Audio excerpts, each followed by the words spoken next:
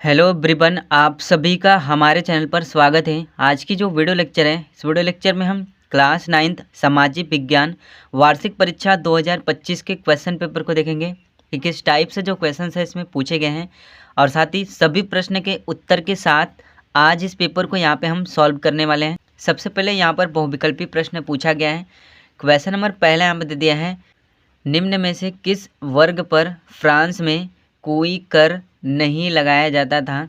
Option number जो ब वाला यहाँ पर दे रखा है, तृतीय वर्ग पर, ये इसका आंसर हो जाएगा। इसके बाद क्वेश्चन नंबर सेकंड यहाँ पर दे दिया है, रूसो कौन था। रूसो एक दार्शनिक था। ऑप्शन नंबर जो ब वाला है, ये इसका आंसर हो जाएगा।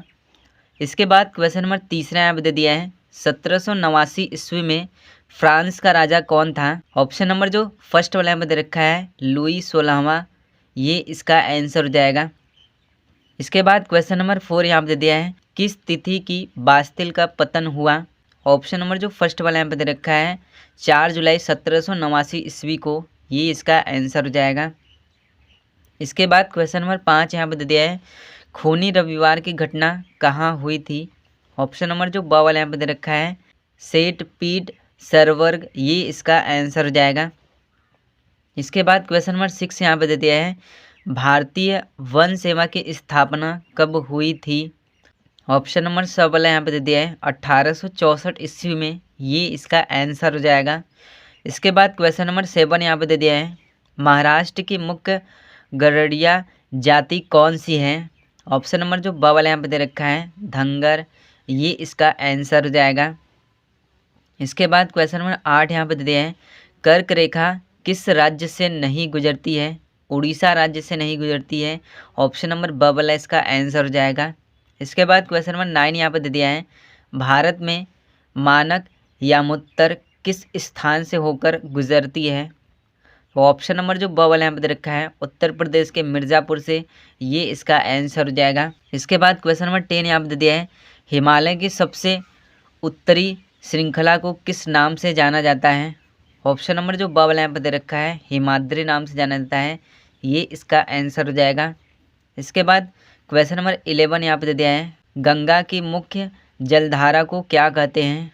तो इसे हम भागीरथी कहते हैं। ऑप्शन नंबर अ वाला इसका आंसर हो जाएगा।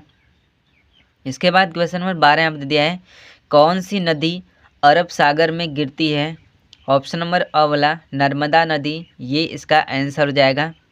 इसके बाद क्वेश्चन नंबर 13 यहाँ पर दे दिया है, गंगा नदी का उद्गम स्थान है। ऑप्शन नंबर अ वाला गंगोत्री, ये इसका आंसर हो जाएगा। इसके बाद क्वेश्चन नंबर 14 यहाँ पर दे दिया है, कोरियालिस बल का दूसरा नाम यहाँ पे हमें बताना है। तो ये फेरल का नियम होता है। ऑप्शन नंबर ब वाला इसका आंसर हो जाएगा। इसके बाद क्वेश्चन नंबर 15 यहाँ पर दे दिया है, भारत का संविधान को कब अपनाया गया था। ऑप्शन नंबर अ वाला 26 जनवरी 1949 ईस्वी को, ये इसका आंसर हो जाएगा। इसके बाद क्वेश्चन नंबर 16 यहाँ पर दे दिया है, भारत में मतदान के लिए न्यूनतम आयु निश्चित की गई है। ऑप्शन नंबर द वाला 18 वर्ष, ये इसका आंसर हो जाएगा। इसके बाद क्वेश्चन नंबर 17 यहाँ पर दे दिया है, भारत में राष्ट्रपति चुने जाने के लिए व्यक्ति की न्यूनतम आयु होनी चाहिए। ऑप्शन नंबर जो ब वाला है, 35 वर्ष होने चाहिए, ये इसका आंसर हो जाएगा।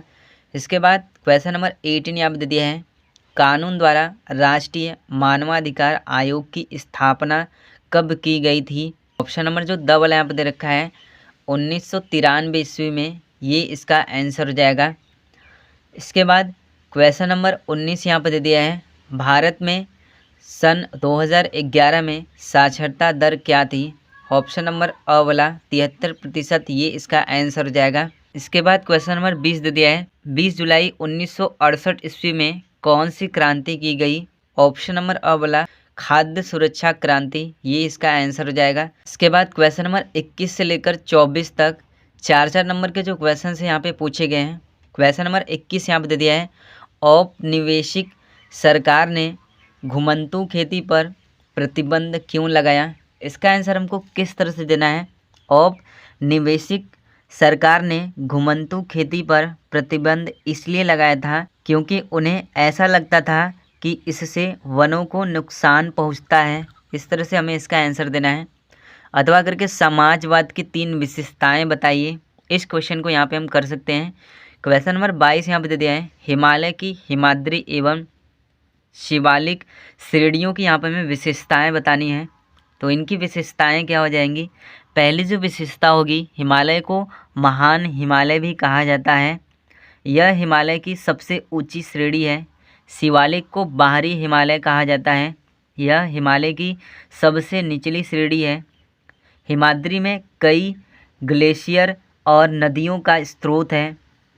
शिवालिक में सबसे नई और कम ऊंची चोटियां हैं। अथवा करके वनों के क्षेत्र को बढ़ाना क्यों आवश्यक है, इस क्वेश्चन को हम कर सकते हैं। क्वेश्चन नंबर 23 में आएंगे तो लोकतंत्र की प्रमुख विशेषताएं यहाँ पे हमें बतानी है।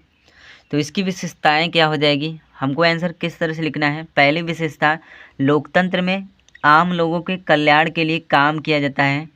दूसरा, यह समानता के सिद्धांत पर आधारित है। तीसरा, लोकतंत्र में स्वतंत्रता को मानव विकास के लिए जरूरी माना जाता है। चौथा, लोकतंत्र में नागरिकों के अधिकारों और आज़ादी की सुरक्षा की जाती है। इस तरह से हमें इसका आंसर देना है। अथवा करके भारत में प्रधानमंत्री की 3 शक्तियों का उल्लेख कीजिए, इस क्वेश्चन को यहाँ पे हम कर सकते हैं। क्वेश्चन नंबर 24 में आएंगे तो खाद्य सुरक्षा में किसे शामिल किया जाता है। इसका आंसर यहाँ पे क्या हो जाएगा, खाद्य सुरक्षा में भोजन की उपलब्धता, पहुँच और उसे प्राप्त करने का सामर्थ्य शामिल है।